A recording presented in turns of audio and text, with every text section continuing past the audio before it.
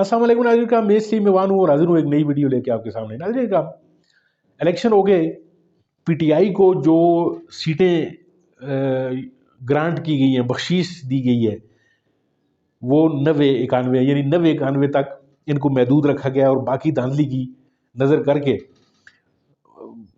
PMLN को लाना था, इन्होंने वो ले आए। लेकिन अब असम्बली में जाकर जिस तरह पीटीआई वाले लोग जो हैं वो अपने दिल की भड़ास निकाल रहे हैं, और आपने गुज़श्ता जब से यानी असम्बली का ये सेशन स्टार्ट हुआ है तो आपने देखा कि कई लोग जो हैं वो यानी जो मज़ालम हुए, जो पार्टी पर हुए, जो वर्कर्स पर हुए, जो जो चीज़ें हुई, ये असम्बली एक ऐसी जगह है जहाँ पे इनको कोई रोक टोक नहीं सकता। ये अपनी बात जो है वो बरमला कहते हैं, गो के मीडिया पे इनका काफ़ी ब्लैकआउट भी होता है, यानी चीज़ें जो हैं वो उस तरह नहीं दिखाई जाती। आप आइए ज़रा ये तकरीर सुनते हैं, बैरिस्टर गोहर साहब जो हैं वो क्या फरमा रहे हैं, फिर इसके ऊपर बात करेंगे। पहली हुकूमत लेके PDM 1 जब हुकूमत आई, उसी को लेके विद इन अ मंथ नेब का कानून चेंज करवा के 50 अरब रुपए के केसेस माफ नहीं करवाए।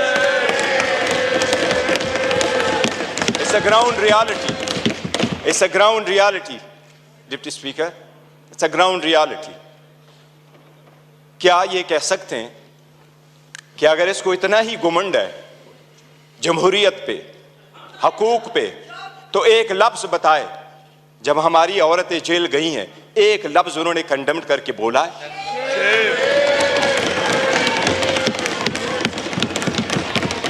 एक हमारे लोगों को जब इलेक्शन के प्रोसेस से गोया, ये जो पीछे लोग आप देख रहे हैं 91, ये 91 नहीं थे, ये 91 वही है। दे वर टू बिग टू रिग, इसलिए नहीं छोड़ सके थे, ये तो हमें 30 भी नहीं दे रहे थे। प्रपोजरों को रोका, सिकंदरों को रोका, डॉक्यूमेंट्स छीने गए, कैसरा इलाही से उसका दुपट्टा छीना गया। इनको एक लफ्ज उस वक्त ये बोले, इन्हीं सर्कमस्टांसेस में इलेक्शन जीत करके हम आए हैं। स्पीकर साहब, ये कहां डिप्टी स्पीकर साहब, इनको जमहूरियत रास नहीं आती, इनको वो जमहूरियत पसंद होता है। शहबाज शरीफ साहब कैसे कहते रहे, ये एक दूसरे को मुफादात की टक्कर में इकट्ठे होते हैं, इसलिए ये पावर शेयरिंग पर बिलीव करते हैं। इमरान अहमद खान नियाजी अवामी सियासत पे बिलीव करता है, पावर शेयरिंग पे नहीं करते। क्या शहबाज शरीफ ने मलक कयूम को फोन करके कन्विक्शन ही नहीं करवाई थी? कितने एक ऐसे कितने अदब के साथ अभी कह रहे इकट्ठे बैठ के। आज इन्होंने सारे एक डाइनिंग टेबल पे बैठने वाले लोगों में इतने ओहदे नहीं बांटे। ये इमरान खान है, जिस वक्त आपके पास डेमोक्रेसी आएगी, जिसने मोरूसी सियासत को खत्म किया, मेरे जैसा वर्कर चेयरमैन पीटीआई की हैसियत से इस वक्त खड़ा है। इस ईवान का pride of parliament Umar Khan साहब है। Pride of parliament Umar Khan, जिसके पास शायद ज्यादा वोट तो नहीं आए, he couldn't get most of the vote, but he was the candidate with most credibility, alhamdulillah। हमारा शेर मुल्तान को स्पीकर मुकर्रर किया, वो फर्जंदे मलकंड को इमरान खान साहब ने डिप्टी स्पीकर मुकर्रर किया। इनसे पूछे कोई ओहदा किसी को और देंगे क्या? पीपल्स पार्टी में कोई भी और बंदा नहीं है सदारत के लिए कि जरदारी को आप देते हैं? योर ऑनर, डेमोक्रेसी ऐसी नहीं है। डेमोक्रेसी ऐसी नहीं है कि बकेन के दरख्त लगाए और आड़ू की पौधे का फिर आप तस्वर रखे कि आड़ू मिलेंगे। ये बकेन के दरख्त है, अवाम से इनके कोई उम्मीद नहीं है कि इनको आड़ू मिलेगा। योर ऑनर, हमें एहसास करना होगा, ये जाती मुफादात में आते हैं। कितने फ्राइडली कह रहा है कि सबसे कम उम्र इनके तरफ है और सबसे बूढ़े भी इनके तरफ बैठे हैं। जमहूरियत में potential ability in talent matter करता है, जो आपको इस तरफ मिलेगा। यही रीजन है कि हम में से इमरान खान का कोई भाई बहन भांजा भतीजा इस वक्त नहीं बैठा, लेकिन हमें जान से अजीज है और हमारे 100 इनके 200 पे बारी है। यही वो डेमोक्रेसी थी मिस्टर डिप्टी स्पीकर जो लोग हमारे साथ आजाद हुए वो हमसे आगे बढ़े, जो हमारे बाद आजाद हुए वो हमें पीछे छोड़ के गए। जब जब पाकिस्तान का नाम ले लो दुनिया के लोएस्ट क्रेडिबिलिटी में आता है। रूल ऑफ लॉ में हम सिर्फ अफगानिस्तान और म्यांमार से आगे, बाकी पूरी दुनिया से पीछे। हम गुर्बत में 37% गुर्बत से नीचे हैं, नेशनल पॉवर्टी लाइन में 21% नीचे है। हम कैसे आगे तरक्की करेंगे? बाकी गैस, पेट्रोल, बिजली तो दूर की बात, आपको पानी मुयस्सर नहीं है। ये इन लोगों की 4 दहाइयों की कसम रहा है जो अवाम को दिया है। इसलिए अवाम ने समझ करके इनको रिजेक्ट कर दिया है।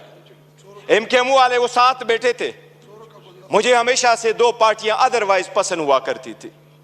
एक जमात इस्लामी जिसमें फिर भी जमहूरियत है, दूसरा MKM जिसमें मुतवस्सित तबके के लोग शामिल होते थे।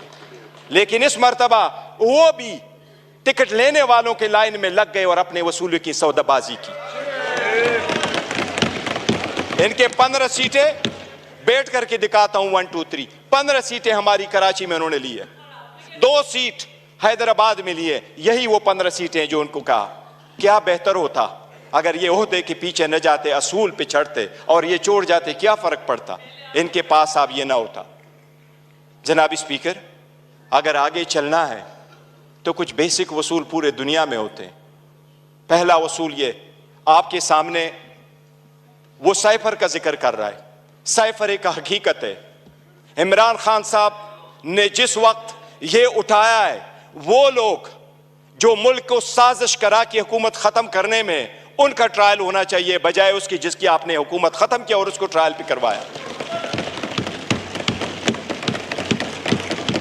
जनाब स्पीकर, कितने गौर से कहते हैं कि इलेक्शन फ्री, फेयर और ट्रांसपेरेंट होना चाहिए।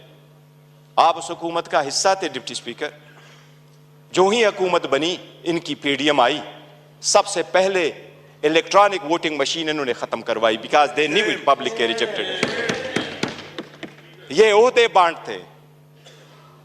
बांटते आपस में, ये डेमोक्रेसी से दूर दूर उनका कोई ताल्लुक नहीं।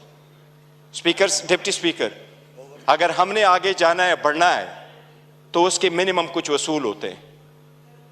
और मिनिमम वसूलों में यह कि एक वक्त में बहुत सतात, कल मायूसी जरूर हुई है कि ये तो हम मानते भी नहीं है कि ये प्राइम मिनिस्टर है, जाली सरकारी वाला है। लेकिन फिर भी उस ऑफिस में निकलते हुए भी इसने हमारे वो औरतें बहनें जो जेलों में, उनकी रिलीज का कोई ऑर्डर नहीं किया था। इससे तो यूसुफ रजा गिलानी बेहतर था, जिसने पहले दौर में यह कह दिया था कि जज उसको मैं आजाद कराऊंगा। ये वही वाले लोग हैं जो उस तरफ चले गए। डिप्टी स्पीकर साहब, डेमोक्रेसी के वो उसूल जिसको लोग सुनहरी उसूल क्या कहा करते थे, ये लोग कुर्बान कर चुके हैं। ये आकर के आपको दर्स देते हैं कि हम डेमोक्रेटिक है। योराना, ये डेमोक्रेटिक नहीं है, ये मुफाद फरस्त है। इसमें कोई शक नहीं। आपने नेब के कानून में तरमीम की, आपने अपने मुफादात की पॉलिसी की, सबसे बड़ी काबीना इसने बनवाई। इंडिया का मैं एक मिसाल देता हूं डिप्टी स्पीकर। 1971 में इंडिया की आबादी थी 54 करोड़, आज इंडिया की आबादी है 140 करोड़। 71 में इंडिया की लोकसभा की यानी नेशनल असेंबली की सीटें 528 थी, आज भी इंडिया में लोकसभा की सीटें 528 है। जो सीटें मुख्तस थी 54 करोड़ लोगों के लिए, इंडिया ने कहा हमने ओहदे नहीं बांटे, सीटें नहीं बांटी, हमने अपना पैसा बचाना है, अवाम का पैसा बचाना है। आज भी 140 करोड़ उसी सीटों पे बैठे। आपने एक तकरीर सुनी नाज़रीन का, बैरिस्टर गौर साहब जो है ये हाल ही में यानी पिछले कुछ अरसे में ये चेयरमैन PTI बने हैं। यानी जब से इमरान खान साहब जो है उनको जेल में डाला गया है, तो उसके बाद ज़ाहिर पार्टी को किसी ने तो चलाना था। तो इनका जो है वो नाम जो सामने आया और फिर इनको पार्टी चेयरमैन बनाएगा। यानी जमहूरियत नाज़रीन का चीज़ें चलें, पीटीआई में भी गलत होती होंगी, सारी चीज़ें हैं, लेकिन इमरान खान साहब की एक बात जो है वो आपको माननी पड़ेगी कि उसने अपने रिश्तेदारों में और अपनी बरादरी में जो है वो ओहदों को की बंदर बांट नहीं की। जिस तरह शरीफों में जो होता है वो हमजा शहबाज शरीफ वज़ीर आला, नवाज शरीफ वज़ीर आज़म, फिर शहबाज शरीफ वज़ीर आला, फिर मरीम नवाज वज़ीर आला। यानी कोई ऐसा आदमी आपको नज़र नहीं आता कि जो शरीफों के सैट के जो है वो, यानी ये किसी पे ट्रस्ट नहीं करते ये लोग। तो हैविंग सेड दैट, ये जो है गोयर साहब जो है इन्होंने अपनी तकरीर की जिसमें इनको शायद वो पहले कोई टोका गया था, वो क्या नाम है उसका, वो पीपल्स पार्टी के जो चेयरमैन साहब हैं बिलावल जरदारी, उसने कोई जमहूरियत का कोई, मेरा ख्याल है कोई अपनी तकरीर में कुछ जमहूरियत की हवाले से बात की थी। तो ये फिर उस बच्चे को जमहूरियत का सबक सिखा रहे थे कि यानी जमहूरियत, आप लोगों को क्या पता क्या जमहूरियत क्या होती है। जमहूरियत ये होती है कि जब किसी के ऊपर जुल्म हो रहा हो तो उसको, उसकी कम से कम मजम्मत की जाए। अगर आप रोक नहीं सकते तो उसकी मजम्मत तो कर लेते आप।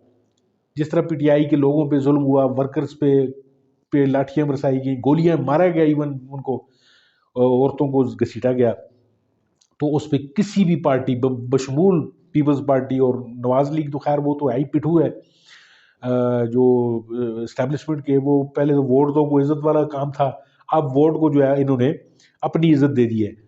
तो वो तो खैर उनसे गिला नहीं है, लेकिन पीपल्स पार्टी से गिला ये बनता था। जिस तरह बैरिस्टर कौर साहब ने कहा कि आप लोग जो है जमहूरियत का हमें पाठ तो पढ़ा रहे हैं, लेकिन आप लोगों ने उस वक्त तक आपके कान पे जू तक नहीं रेंगी, आप अपने मालात में ऐश कर रहे थे जिस वक्त यहाँ पे सड़कों पे लोग जो पीटीआई के वर्कर्स हैं उनको घसीटा जा रहा था, औरतों की जो है वो चार दीवारी का जो है वो तकदस पामाल किया जा रहा था, तो उस वक्त ये लोग नहीं बोले। तो इनका इनके मकरू चेहरे जो हैं वो आपको अभी खुलकर सामने नजर आते दिखाई दे रहे हैं।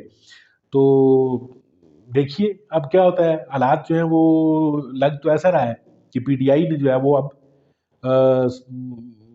ठान ली है कि वो इन लोगों को, इन चोरों को जो है वो ठंडे तरीके से जो है वो आगे चलने नहीं देंगे। देखते हैं अब क्या होता है। आपका बहुत बहुत शुक्रिया वीडियो देखने के लिए। मिलते हैं आपके साथ किसी और मौजू के में, किसी और वीडियो में। तब तक के लिए अल्लाह हाफिज़।